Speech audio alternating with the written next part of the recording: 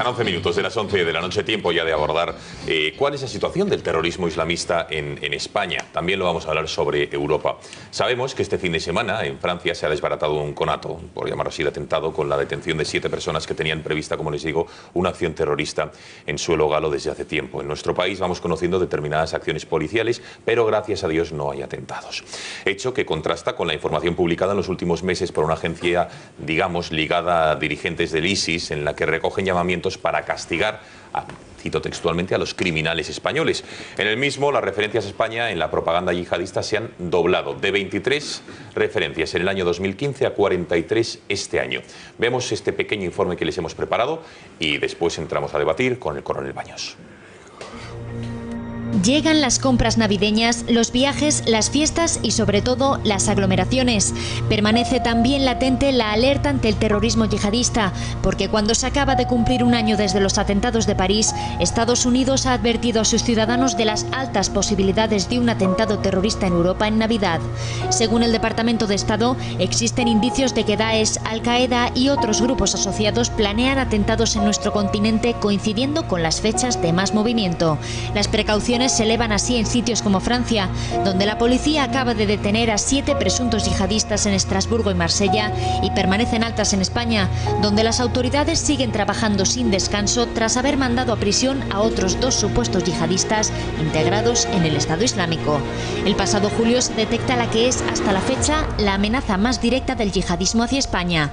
En un documento de 4 páginas, el Estado Islámico insta a los terroristas a actuar contra los españoles, dentro de su campaña de propaganda del miedo contra Occidente. En 2016, el número de menciones a Al-Ándalus bate un nuevo récord en el imaginario islamista, pero aunque en pocas ocasiones han cerrado una amenaza expresa, las autoridades han mantenido el nivel 4 de alerta antiterrorista ante un riesgo alto de atentado.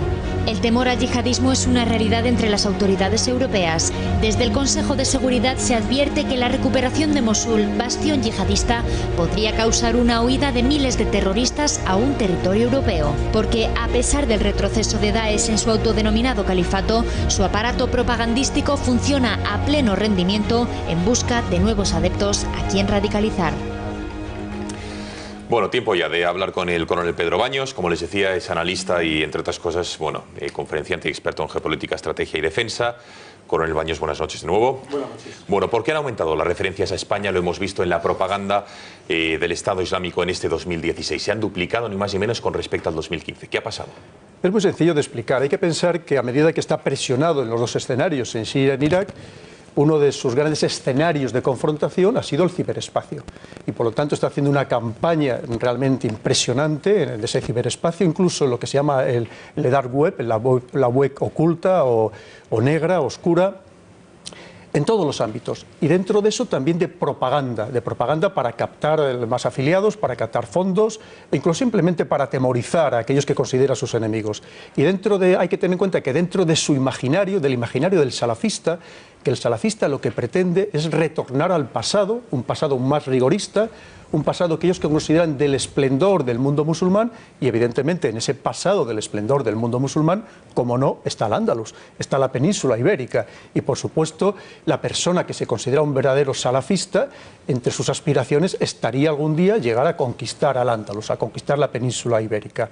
Lo que pasa es que hay unos que lo pretenden hacer de unas maneras más o menos pacíficas, y estaríamos en el caso del yihadista, que pretende precisamente esa conquista a través de la violencia, a través de las armas.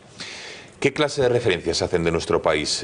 Lo decimos porque algunas de ellas son directas, son referencias directas de algunos de los líderes terroristas o de las organizaciones terroristas yihadistas de las que hace usted mención, y llaman criminales a los españoles y llaman a acciones, atentados directos, utilizando ametralladoras, coches, trenes, lo que sea.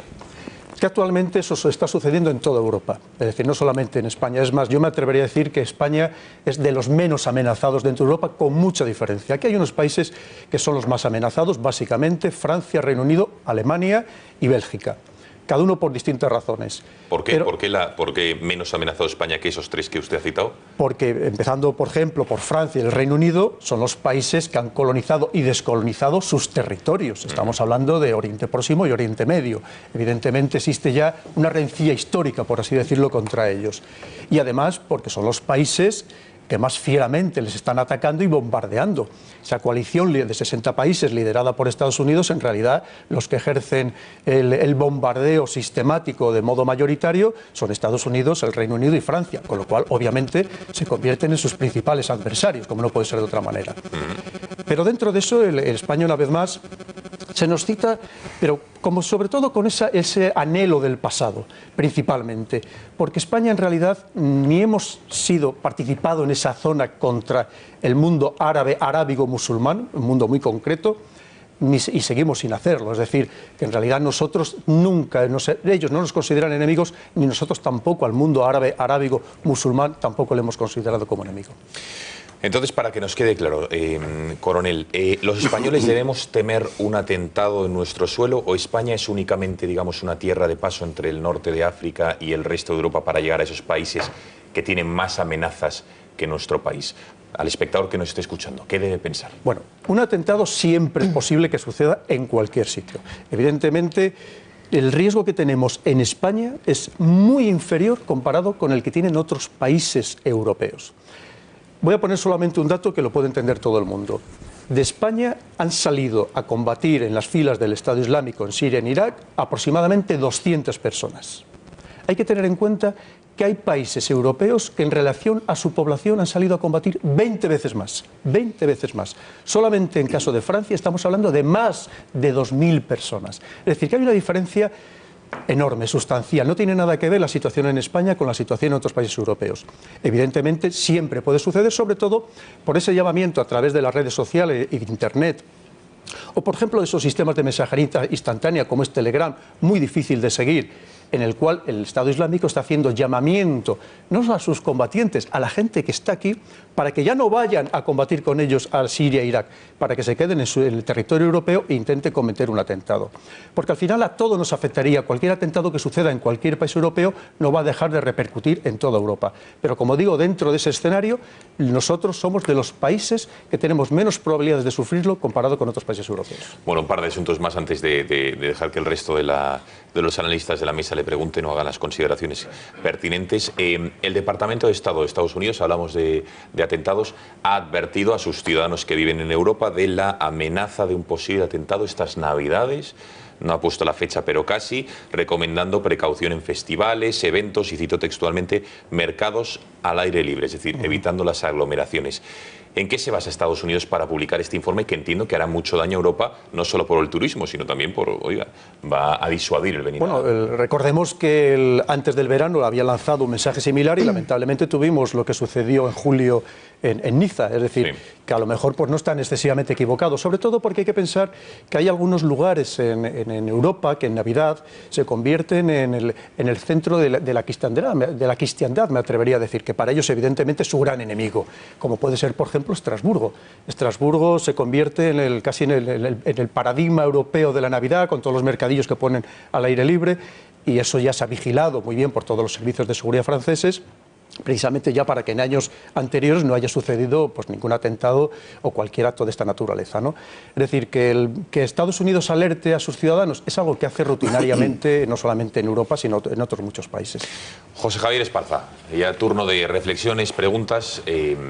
Bueno, tú como experto conocedor también del yihadismo, no sé qué opinas de estas amenazas. Yo estoy encantado de que esté aquí Pedro Baños, no puedo estar más feliz, y no puedo estar más feliz de discrepar por una vez con él. Hombre, esto es inédito, esto es inédito. Y está lo siguiente, cuando ha enumerado Pedro las razones por las cuales España está menos amenazada, bueno, hay una material que seguramente es políticamente incorrecto decir, pero que para mí es quizá la fundamental, y es que la densidad de las comunidades musulmanas aquí residentes es muy inferior a las que hay en Francia, en Bélgica o en Inglaterra, donde hemos visto cómo había barrios que literalmente eran zonas de no derecho, donde la policía no entraba, y allá han podido encontrar, primero, el salafismo expansión, y en segundo lugar, los yihadistas refugio. A este respecto me parece que es de justicia reconocer el derecho, que es de justicia reconocer el buen trabajo que están haciendo aquí las fuerzas de seguridad, que aplicando un sistema un poco como, con perdón, el que se aplicaba tradicionalmente a los gitanos, ¿verdad?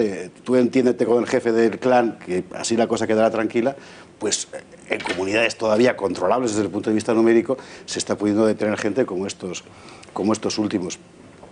Pedro ha dicho una cosa fundamental que hay que tener en cuenta para entender el fenómeno. Es decir, no es gente que de repente se radicaliza porque se le va la olla. El salafismo forma parte estructural del Islam. El salafismo quiere decir exactamente, como ha dicho Pedro Baños, una tendencia permanente de retorno al origen que existe en el Islam desde el principio, desde el siglo VII, y por cómo está configurado nunca pasará de moda y siempre existirá. Y bueno, él lo sabe mejor que nadie, la solución está allí. La solución al problema está allí, no está aquí. Además voy a abundar, yo coincido plenamente con José Javier, bien. y voy a abundar un poquitito en lo que él ha dicho. No solamente es por el porcentaje de la comunidad musulmana que está dentro del país, sino también porque aquí no hemos todavía alcanzado los niveles como en otros sitios, y esperemos que aprendamos la lección y no lleguemos a ello, de tener auténticos guetos como existen en otros lugares de Europa. Hay que tener en cuenta que en Francia se estima que hay unos 750 barrios de alta peligrosidad, de los cuales unos 50 no entra ni la policía ni en autobuses. Es decir, eso no pasa en España. Es decir, afortunadamente aquí no hemos creado esos grandes barrios marginales donde efectivamente ya no impera la ley del Estado. Eso iba a decir, ¿qué tipo de ley impera en esos 750 barrios, por seguir con su ejemplo, en Francia? ¿Qué tipo de ley impera? Sí. La que marca el clan. Y allí fundamentalmente es el imán más radical. No es la ley la que está en el centro de todo, sino está Dios. Y no sé si es Dios, pero si al final resulta que es que allí se mezclan todo. Lo hemos visto en los barrios de la periferia de París. Es decir, tienes lugares donde el menudeo de droga, el tráfico de armas cortas, y todo se junta.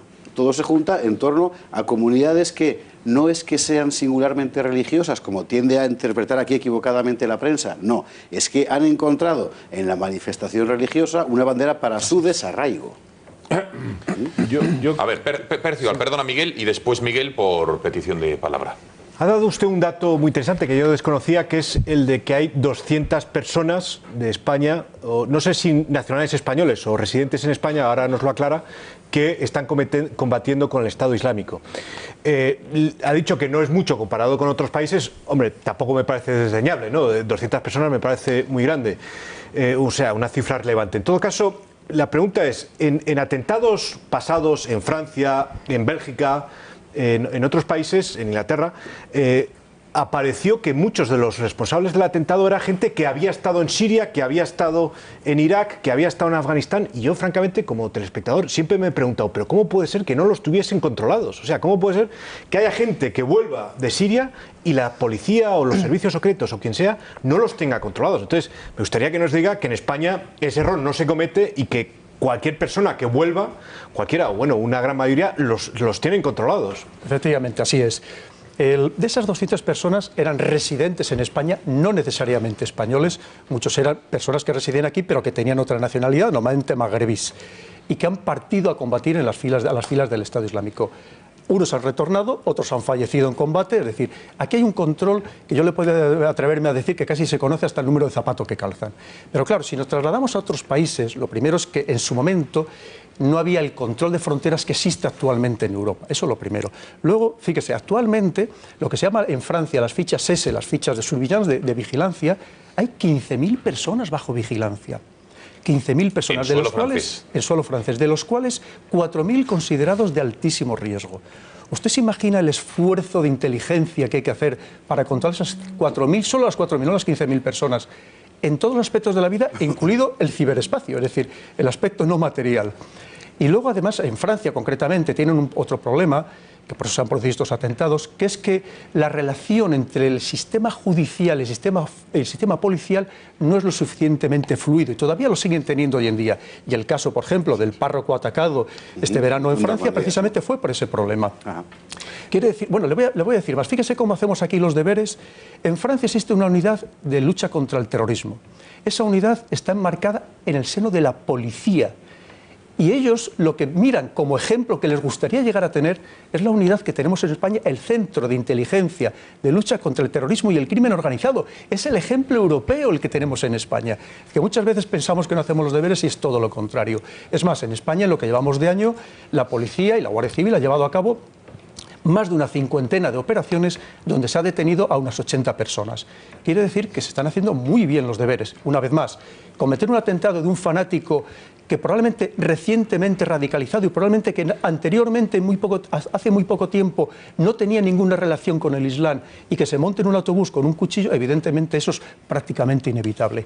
Pero por lo demás, en España estamos haciendo muy bien los deberes y me atrevo a decir que mucho mejor que en otros países europeos que se consideran más avanzados. Que sea inevitable quiere decir que es esperable, por tanto, o sea, que no nos debería sorprender. Bueno, es que, como digo, piense que el fanático, si loco, surge en cualquier momento. Pensemos un alemán que coge a los mandos de un avión y los trae contra una montaña. Quiero recordar eso que puede surgir en cualquier momento. Lo último en términos de teoría, digamos, del mundo de Al-Qaeda, que fue Mustafa Sedmarian, era la idea precisamente de que cualquiera pueda asesinar en cualquier parte, de cualquier modo.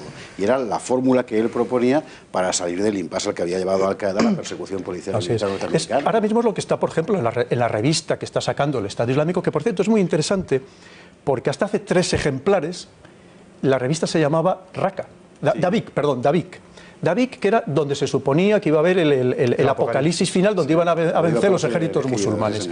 Una vez que se toma David y expulsan de ahí el Estado Islámico, inteligentemente la revista ahora se llama Rumilla, es decir, Roma. Porque ellos consideran que Roma es donde está el centro, es su diario, el que tienen que destruir. En esa revista lo que están diciendo, y no voy a dar pistas, lo que están diciendo es precisamente eso, que se ataque con medios banales allí donde se pueda y, como digo, que ya no se vaya a combatir a Siria e Irak porque ahora mismo está tremendamente controlado ese escenario, que se queden donde están, en suelo europeo o en suelo estadounidense, para cometer los atentados desde dentro, donde más duela, evidentemente, y además con personas, como digo, muy difíciles de detectar hasta el último instante, si es que se los logra detectar. Miguel, y pasamos a este lado de la mesa. Quería preguntarle, mi coronel, un par de cosas y hacer también, al hilo de esas preguntas, alguna reflexión. Comprendo que hay que centrarse en el presente rabioso y sobre todo porque lo que importa es lo que pueda pasar ahora.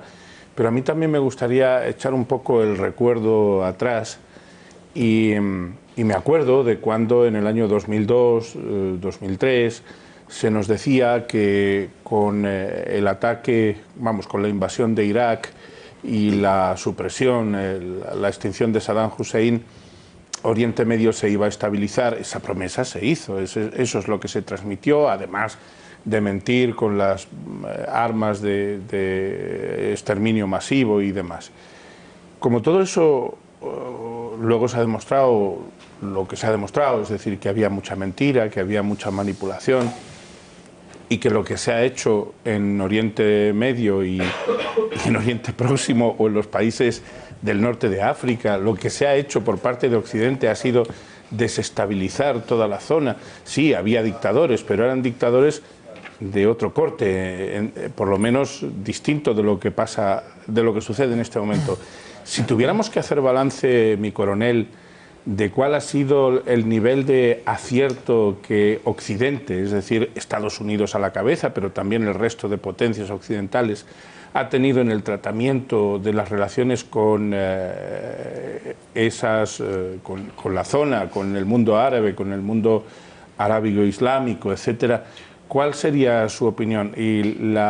Porque a mí me parece, yo ya se lo adelanto, me parece catastrófico que nos hayan desencadenado o que hayan agravado el problema y que además con tanto servicio de inteligencia como hay, pues claro, evidentemente si usted dice que hay 15.000 fichas vivas en Francia, ¿cómo se vigila todo eso? Y la segunda cuestión, mi coronel, hay personas que están abogando ya directamente por el reconocimiento del Estado Islámico y tratar de encontrar un estatus de interlocución que fuera distinto al de las bombas. Eso por lo menos se ha manejado. ¿Cuál es su opinión al respecto? Me ha puesto muchísimas preguntas sobre la mesa y voy a intentar responder lo más rápidamente posible. Con respecto a las intervenciones, claramente muchas han sido fallidas. Él piense que Tony Blair se disculpó varias veces precisamente por esa intervención y sobre todo por el posconflicto tan sumamente fallido después de la invasión de Irak en el 2003. Hay que tener en cuenta que lo que tenemos actualmente, en cierto modo, no solamente por aquello, pero en cierto modo es consecuencia de aquella intervención fallida. Pero todavía no hace muchos días el presidente Obama reconocía en una entrevista que el mayor error que había cometido durante sus 8 años de mandato había sido la invasión de Libia. Libia ha conseguido desestabilizar un país que funcionaba relativamente bien, es más, mucho mejor que la mayoría de los países africanos, con una mejor sanidad y educación que todo África, quitando las ciudades autónomas de Ceuta y Melilla, y que en cambio hemos conseguido crear el caos más absoluto, no solamente en Libia, sino en todo el Sahel. En todo el Sahel. Y eso nos va a costar un grave disgusto, especialmente a los países del Mediterráneo. Y en Egipto se estuvo muy cerquita. En Egipto Así es. estuvo muy cerquita. cerquita, ¿eh? Si nos trasladamos, ya ir muy rápidamente, si nos trasladamos al escenario de Siria y de Irak, se acordarán que en esta misma mesa, hace aproximadamente ya año y medio, estuvimos hablando de que estábamos sembrando el siguiente conflicto. Y seguimos sembrando el siguiente conflicto. Mire, solamente le voy a dar un dato. Hoy, esta mañana, las fuerzas de defensa sirias, que son básicamente kurdos sirios, estaban combatiendo y dirigiéndose hacia la zona de Raqqa, hacia el Estado Islámico, y han tenido que volver sobre sus pasos para defender sus aldeas que estaban siendo atacadas por la artillería turca y por los turcómanos. Fíjese lo que le acabo de decir. Un ejército que ha sido creado y apoyado por Estados Unidos y que simultáneamente es atacado por otro país de la OTAN, que es Turquía. Con eso solamente le digo el enjambre en el que nos hemos metido. Y si vamos al caso de Mosul, que luego lo podemos profundizar sobre él, actualmente lo que hay, efectivamente, se está rodeando Mosul para atacar al Estado Islámico, pero las partes que están interviniendo, y estamos hablando de más de 100.000 efectivos, cada uno tienen intereses absolutamente contrapuestos. No tiene nada que ver lo que persiguen las milicias chiitas pro-iraníes con lo que están persiguiendo los kurdos iraquíes, Turquía, que también está participando en esa ofensiva, y por supuesto que el ejército iraquí, también muy controlado básicamente por los chiitas afines a Irán. Es decir, que estamos, como digo, simplemente creando o alimentando el siguiente conflicto que se va a producir en la zona. Venga, la segunda que le formulaba, lo de reconocer el estatuto del Estado Islámico. Del Estado Islámico. Sí, una barbaridad. Mi coronel, pero usted sabe que se ha manejado esa... Bueno, hay quien pensaba que efectivamente, por ejemplo, después de la Revolución Rusa, no se reconoció ese Estado, algunos hasta 30 años más tarde, y lo mismo pasó exactamente con China. Eso no sería descabellado, pero sobre todo lo que hay que pensar es, lo más importante, Miguel, es qué ha producido, qué ha generado, cuáles son las causas raíz por las que surgió el Estado Islámico. Mientras eso no se le ponga solución, y es solución política, por más medios militares que empleemos para podar las hojas de las consecuencias, lo único que estamos haciendo es que esas hojas vuelvan a surgir y mucho más verdes. Alejandro. Sí, evidentemente yo estoy de acuerdo con el coronel en que la alusión o la aspiración de Al-Ándalus dentro del mundo yihadista es una cuestión casi más simbólica. Yo casi tendría más en cuenta aquellos mensajes en los que hablan de Isbania, y digo Isbania con B porque ellos no utilizan la P, o mensajes más concretos. Fíjate que mientras estábamos hablando, había unas imágenes de fondo en la que se ha podido ver a un yihadista que llevaba unas gafas de sol. No sé si la gente que nos está viendo en casa se ha podido fijar.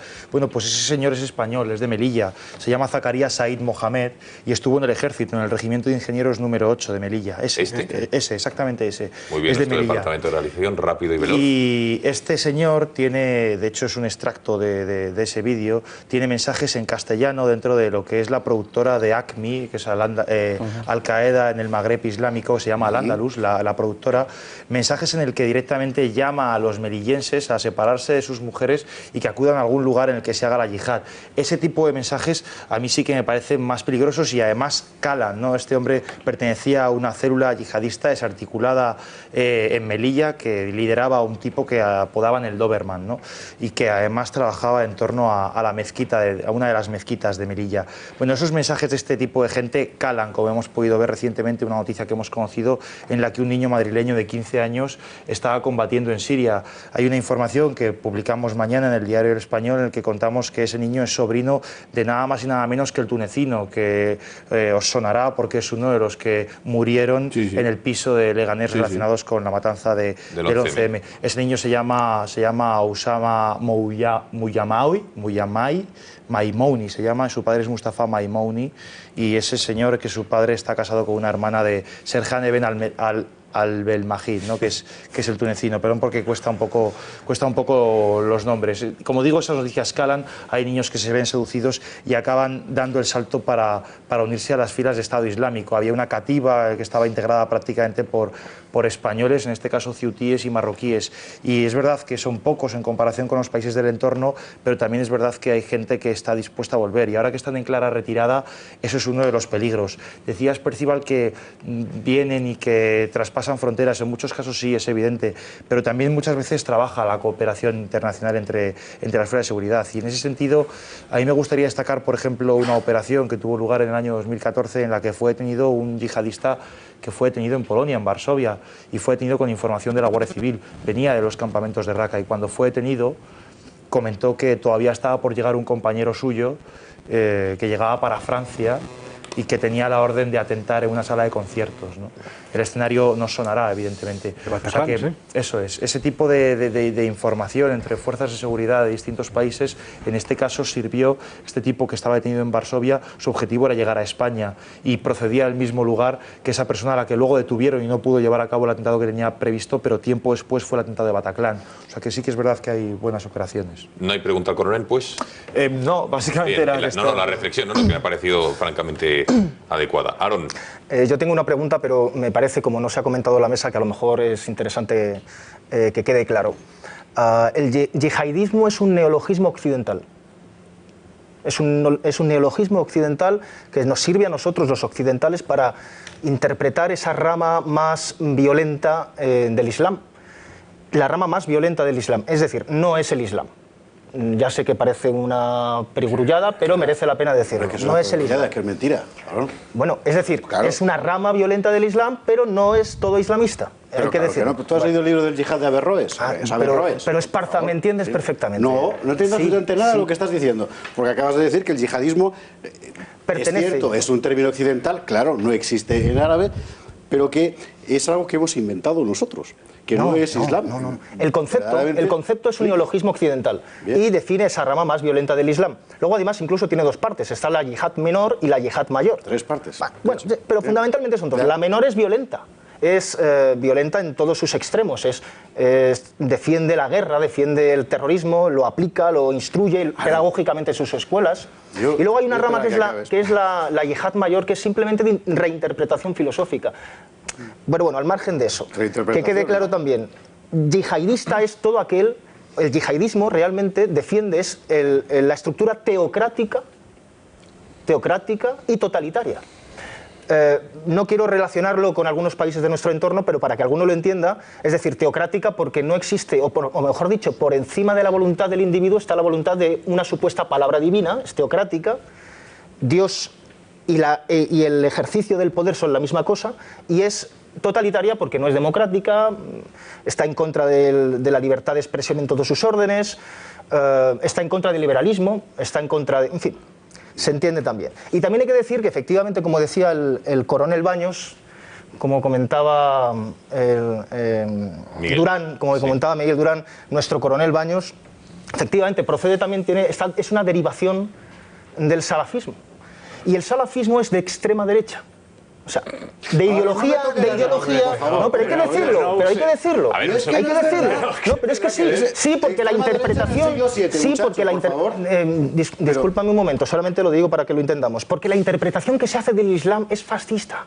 Y además reconocida por ellos mismos. ¡Viva la rama LGTB! No, pero que no pasa nada por decir las cosas y porque las conozcamos. Que no pasa nada. Un montón de barbaridades. Ay, para barbaridades otras. Pero bueno, yo creo que no pasa nada por... Las hay más gordas que las tuyas. No pasa nada por afectar la realidad.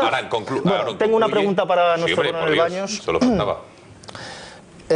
Hablabas antes del concepto de precaución, ¿no?, que se emplea en Estados Unidos, precaución al ciudadano. Yo creo que el ciudadano no debería de tener precaución. El ciudadano, en todo caso, debería tener precaución porque su vecino no lo pase tan mal con los cortes de luz, con la falta de trabajo, que en un momento determinado se llega a suicidar, porque la mayor causa de muerte en este país es el suicidio, cosa que no decimos en los medios de comunicación. Yo creo que decirle a mi hijo, por ejemplo, ahora que le llevo a la cabalgata, o a mi hija, tengo dos, que le llevo a la cabalgata de Reyes, ten cuidado, ten precaución, no vaya a ser que la mochila esa... Yo no puedo aceptar eso. La ciudadanía no puede estar temerosa. Lo que tiene que hacer el orden, la estructura del Estado es tener precaución por nosotros. Entonces la pregunta es obvia y discúlpame porque la respuesta lo va a ser también. ¿Están haciendo nuestros servicios de seguridad de Estado todo lo posible? Y mucho más. Y mucho más. Entonces Y además, me quedo contento. Con una altísima eficacia, pero yo creo que has dicho una cosa muy interesante. Efectivamente no hay que tener miedo, porque precisamente lo que quieren los terroristas es que tú tengas miedo. Y en España hemos dado grandes lecciones a todo el mundo de cómo no tenemos miedo. Recordemos cuando en Europa, y lo vuelvo a poner como ejemplo, cuando en Europa se cancelaron los principales partidos de fútbol, después de lo que sucedió el 13 de noviembre en París, y aquí tuvimos el fin de semana siguiente el partido Real Madrid-Barcelona, viéndolo 1.000 millones de personas en todo el mundo. Ese es el ejemplo que tenemos. Y se llenó el campo. Seguridad sí, pero sin que nos paralice nuestra vida. Efectivamente, tienes razón en ese sentido. Y luego, si me permites alguna matización, mira, efectivamente, los especialistas, el mundo de la inteligencia, no le llaman yihadismo o yihadistas, sino sería yihadí, la palabra correcta.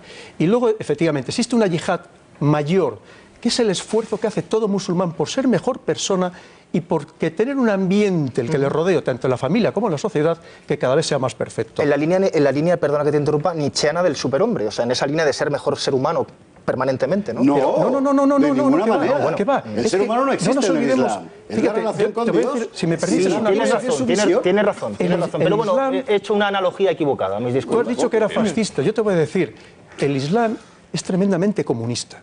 Tremendamente comunista. El Islam tiene valores sociales que probablemente hemos perdido en el mundo y que eran los valores sociales que tenían los cristianos originarios. El repartir todo lo que se tiene es la limosna. La limosna no da las 2 monedas que te sobre. Eso no es comunista,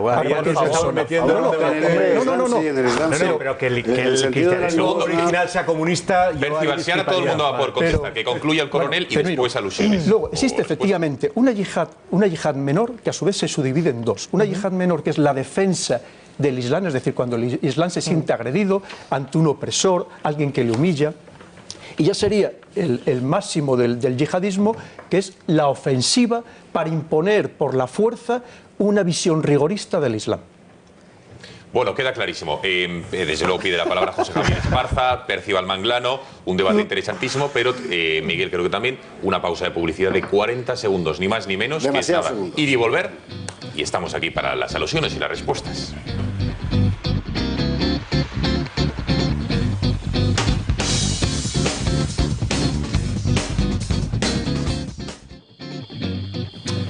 Bueno, aquí seguimos en el catálogo recta final, esas referencias que hacía Aarón García Peña sobre, sobre el Islam, sobre el salafismo, sus orígenes, si era de extrema derecha o no, han hecho que en este lado de la mesa se quieran matizar y contestar.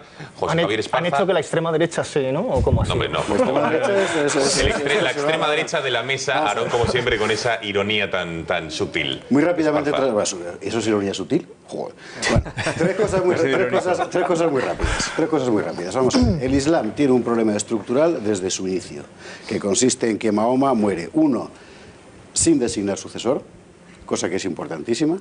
2, sin nombrar un clero, es decir, que nadie puede reinterpretar la palabra revelada directamente por Dios de una vez y para siempre. Y 3, con una definición del esfuerzo en pos de la fe, es decir, del yihad, que es un sustantivo masculino, exactamente literal. Literal quiere decir lo que pone en el Corán y lo que pone en la Sunna, que son los dichos y hechos del profeta, que hay como unos 33.000, de los cuales toda la tradición islámica consiste en interpretar cuáles son verdad y cuáles son mentiras. Y te encuentras el de la yihad mayor, que es el de la perfección en la persecución de la fe y la sumisión, y la yihad menor, que sería el combate, y te encuentras también el que dice aquel de ¿cuál es la mejor yihad? Y contesta el profeta, aquella en la que tu caballo sangra, al revés, tu cuerpo sangra y tu caballo es degollado. Es todo eso a la vez. Como no hay separación entre el poder político y el religioso, porque Mahoma no deja un sucesor. Por cierto, eso lleva al final al enfrentamiento entre suníes y chiíes y llevamos así 1400 años. Como no hay una reinterpretación posible de los textos originales porque no hay un clero autorizado, es decir, cualquier imán de cualquier barrio vale tanto como el mayor erudito de la Universidad de Al-Azhar del Cairo, estás siempre, permanentemente, buscando el retorno a la fuente original para encontrar la verdad. El salafismo es eso. Salaf es el pionero, es el predecesor, es el ancestro. Y el salafismo es el perpetuo retorno a la fuente original. Y es algo permanente en el Islam, que no es ni de extrema derecha ni de extrema izquierda, es que el Islam es así. Cualquier intento de concebir el Islam, que es como forma de civilización, una forma de civilización comunitaria y colectivista y no individualista, desde un punto de vista occidental, que por definición es una cultura individualista, es un error. Sencillamente jamás se entenderá. Hay una forma específica de democracia, y eso Tariq Ramadan lo explica muy bien, de democracia musulmana, que es una democracia de tipo asambleario. En el fondo es lo que quiso hacer Gaddafi, en fin, a su manera. Pero la clave, desde mi punto de vista de la cuestión, está en lo siguiente. Si Occidente sigue pensando que la forma de acabar con el salafismo, con la violencia, etcétera, dentro del Islam, es montar repúblicas democráticas burguesas con economía de mercado en esos países, se equivoca para siempre, porque no puede funcionar sencillamente. No, ellos tienen ya sus formas. Llevamos 1400 años. A mí me irrita sobremanera que hoy en España estemos, en fin, dando bandazos sobre este asunto, cuando en los años 20 un capellán castrense, Quirós, se marcha a la guerra de Marruecos a enseñarle a nuestros oficiales su traducción del libro del Yihad de Averroes para que sepan contra qué están peleando. Es que nosotros lo sabíamos ya, pero lo hemos olvidado. ¿Y en qué consiste finalmente? Consiste en que si ellos tienen, los pueblos musulmanes, quiero decir, una estructura política lo suficientemente sólida como para poder neutralizar esas contradicciones históricas, las neutralizan. Y Marruecos es un buen ejemplo.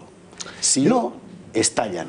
Y Irak, Siria, Libia, etcétera, son un buen ejemplo porque las hemos hecho estallar nosotros. A ver, Percival, que pedía también la palabra. Yo y después Miguel, venga. Es un debate, es que no lo puedo evitar, siempre reacciono cuando se compara al comunismo con el origen, con el cristianismo original. Entonces, lo ha dicho de pasada el coronel, no quiero rebatirle a él, pero es que no es más fuerte que mí, tengo que reaccionar, ¿no? A mí esto de que Jesucristo fue el primer comunista es algo que se me llevan los demonios, ¿no? Cuando se dice, porque por cierto, quien lo suelen decir son, pues no, Fidel Castro, Chávez y demás, ¿no? Entonces, a ver, ¿por qué es una gran mentira? Vamos a ver, la gran mentira es pensar que la solidaridad es un invento comunista cuyo precedente fue el cristianismo. ¿Pero qué me están contando? Pero vamos a ver, la solidaridad con el débil, con el desposeído, por supuesto que son básicas del pensamiento cristiano, del mensaje de Jesucristo, y que después hace una reinterpretación el comunismo, con la enorme diferencia de que esa solidaridad está impuesta por el Estado y que se enfrenta directamente a la propiedad privada. Es decir, por decirlo muy esquemáticamente, una cosa es ser solidario con lo propio y otra cosa es ser solidario con lo ajeno, que es en el fondo aquello que promueve el socialismo. Entonces, de luego, que se quiera comparar a Jesucristo con Marx y demás, vamos, me parece darle una legitimidad al comunismo que no tiene, y que es en el fondo la negación de ese mensaje, puesto que se ve impuesto por un sistema que niega esa solidaridad propia y ese ejercicio personal de la compasión y de la solidaridad con el resto de los seres humanos. Venga, últimas intervenciones. Miguel y Alejandro pedían la palabra. Yo muy breve, Gonzalo. Como yo no soy nada experto en yihadismo, ni en el Corán, ni en el Islam, a duras penas con mi formación cristiana, soy un pecador católico. Eso somos todos, Miguel. Sí, pero yo lo soy y lo confieso, además siempre con permanente ánimo de contrición y de perdón de los pecados y de arrepentimiento, pero luego vuelvo a caer, a tropezar en la misma piedra, y la misericordia de Dios es infinita y me hará 2 o 3 siglos de purgatorio y luego ya veremos. No, digo, a mí lo que me preocupa es que las religiones, desde que el mundo es mundo o desde que tenemos una cierta noción histórica, han servido también para matar. Y la católica también, ¿eh? Es decir, aunque aquí... Pero no tiene nada que ver. No, Javier, si yo comprendo que las comparaciones son odiosas, y en este caso mucho más, porque nuestra religión mató hace ya en tiempos pretéritos o muy pasados, y ahora estos están matando de presente. A mí lo que me molesta es que efectivamente en nombre de Dios haya gente que siga quitándole el preciado don de la vida a otros, a sus semejantes, y me preocupa mucho más que estructuras económicas, yo estoy convencido de eso, mi coronel, usted me corregirá si estoy muy equivocado, pero me gustaría preguntárselo directamente. ¿Por qué? Usted podría decirnos, podría asegurarnos que superestructuras económicas, intereses muy concretos ligados al armamentismo y a otro tipo de industrias, no tienen nada que ver en seguir alimentando las fuentes de producción de toda esta lacra para la humanidad que supone la desestabilización, el aliento del fanatismo, etcétera? Usted diría, bien, coronel, venga, hecha la pregunta, Alejandro Aarón, y por último concluirá el coronel. Brevedad, por favor, que estamos en la recta final. Simplemente tanto Alejandro como Aarón. por ahondar en lo que comentaba Esparza, en eso de que el Islam no tiene una entidad superior religiosa que ponga un poco de orden, por así decirlo. En el Corán tú te puedes encontrar la sura de Al-Maidá que dice que la enemistad de un pueblo que os puso trabas para entrar en la mezquita sagrada no os incite a transgredir, más bien ayudaos mutuamente en justicia y piedad, que dices, buen rollo. Pero también en el mismo, también en el mismo Corán dice, la retribución de quienes hacen la guerra contra Alá solo será esta, 2 puntos, que sean ajusticiados o crucificados o que se les corten las manos y los pies alternos, mal rollo.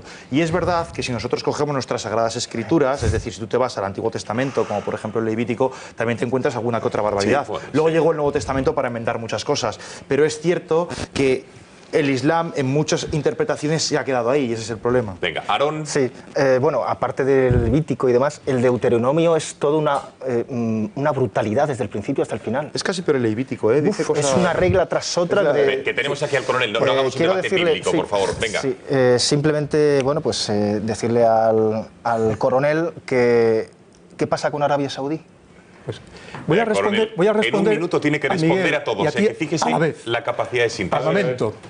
En los 8 años de mandato del presidente Obama, Estados Unidos ha vendido la friolera de 278.000 millones de dólares en armamento. Pues ya está, que, por cierto, es el doble de lo que vendió en los 8 años de mandato de Bush.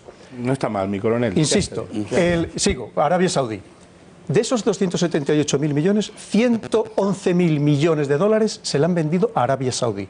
El segundo vendedor de armas a Arabia Saudí es el Reino Unido, y entre los dos son los que prestan el apoyo logístico a una coalición de 10 países que no tiene nada democrático, que están llevando al hambre a 20 millones de personas en Yemen. Ya no digo nada más. Pues me con respecto a Percival, venga, sí. Concluimos con Percival. Yo siempre estoy de acuerdo con casi todo el mundo, es difícil que yo no esté de acuerdo con todo el mundo.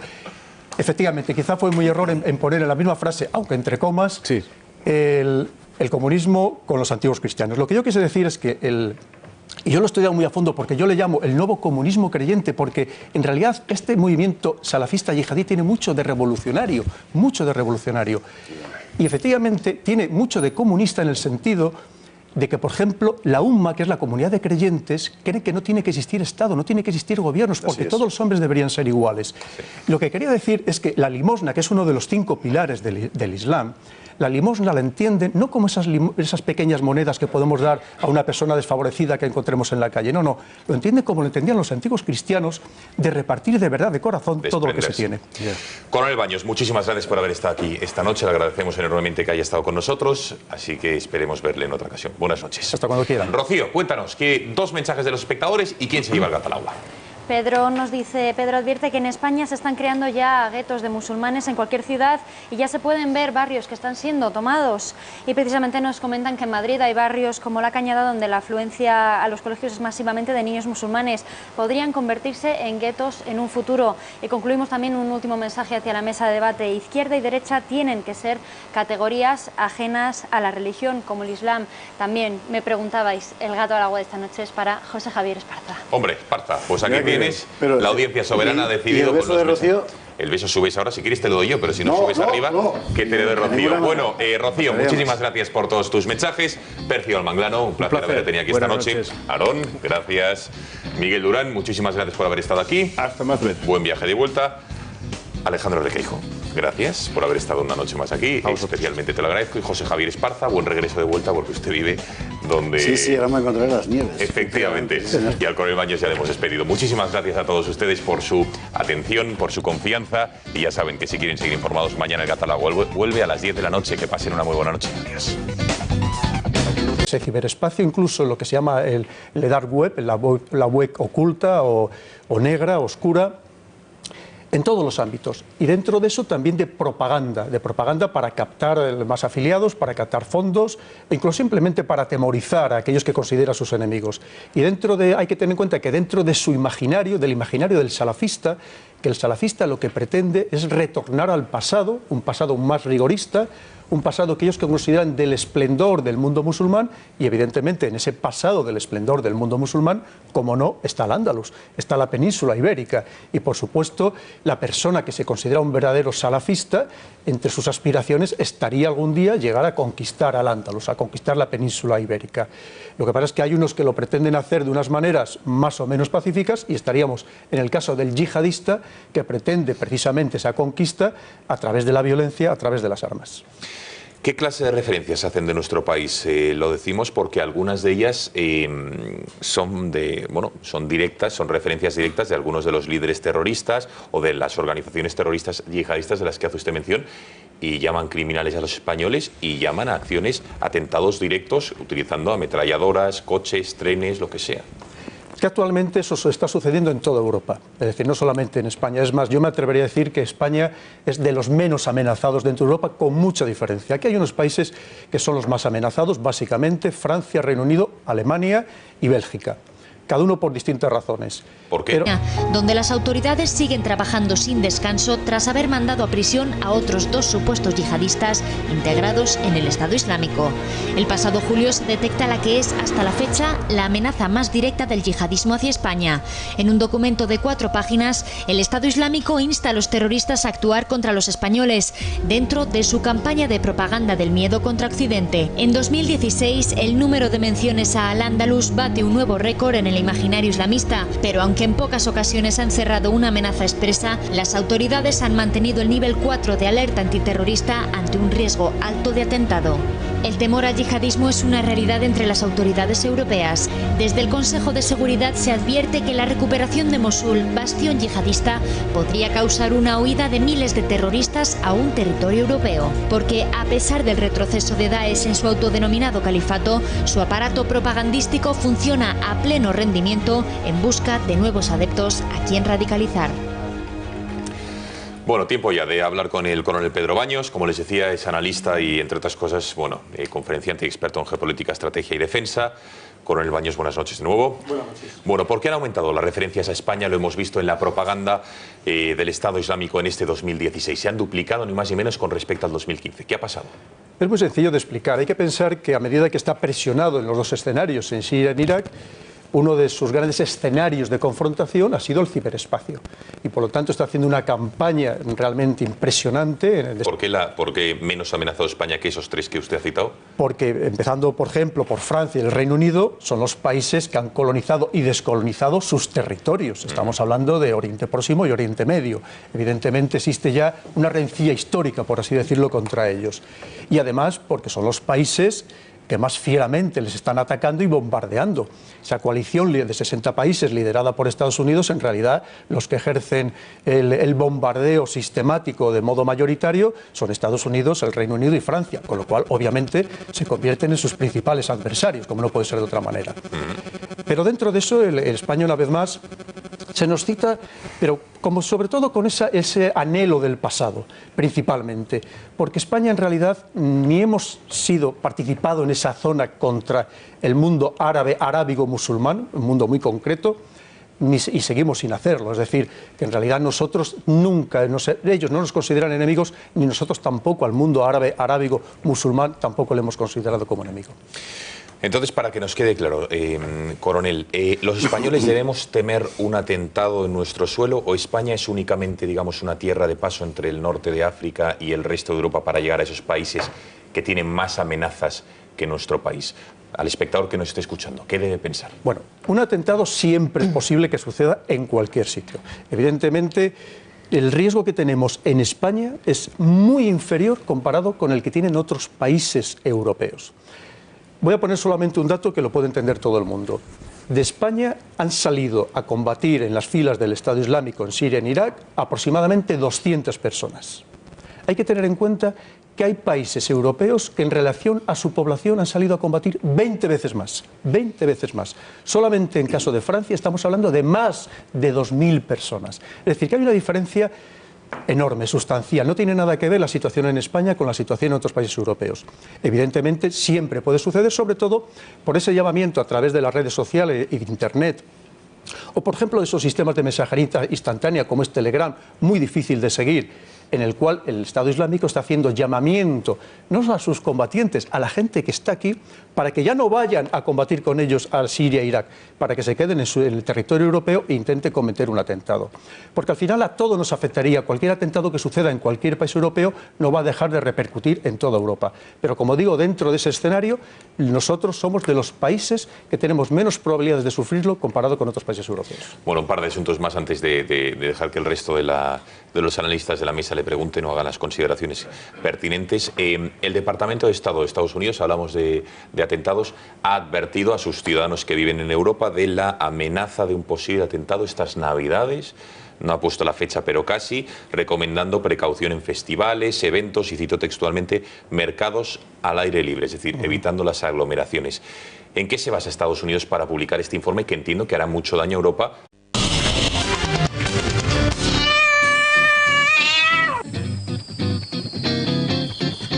Pasan 11 minutos de las 11 de la noche, tiempo ya de abordar cuál es la situación del terrorismo islamista en España. También lo vamos a hablar sobre Europa. Sabemos que este fin de semana en Francia se ha desbaratado un conato, por llamarlo así, de atentado, con la detención de 7 personas que tenían prevista, como les digo, una acción terrorista en suelo galo desde hace tiempo. En nuestro país vamos conociendo determinadas acciones policiales, pero gracias a Dios no hay atentados. Hecho que contrasta con la información publicada en los últimos meses por una agencia, digamos, ligada a dirigentes del ISIS, en la que recogen llamamientos para castigar, cito textualmente, a los criminales españoles. En el mismo, las referencias a España en la propaganda yihadista se han doblado, de 23 referencias en el año 2015 a 43 este año. Vemos este pequeño informe que les hemos preparado y después entramos a debatir con el coronel Baños. Llegan las compras navideñas, los viajes, las fiestas y sobre todo las aglomeraciones. Permanece también latente la alerta ante el terrorismo yihadista, porque cuando se acaba de cumplir un año desde los atentados de París, Estados Unidos ha advertido a sus ciudadanos de las altas posibilidades de un atentado terrorista en Europa en Navidad. Según el Departamento de Estado, existen indicios de que Daesh, Al-Qaeda y otros grupos asociados planean atentados en nuestro continente coincidiendo con las fechas de más movimiento. Las precauciones se elevan así en sitios como Francia, donde la policía acaba de detener a 7 presuntos yihadistas en Estrasburgo y Marsella y permanecen altas en España.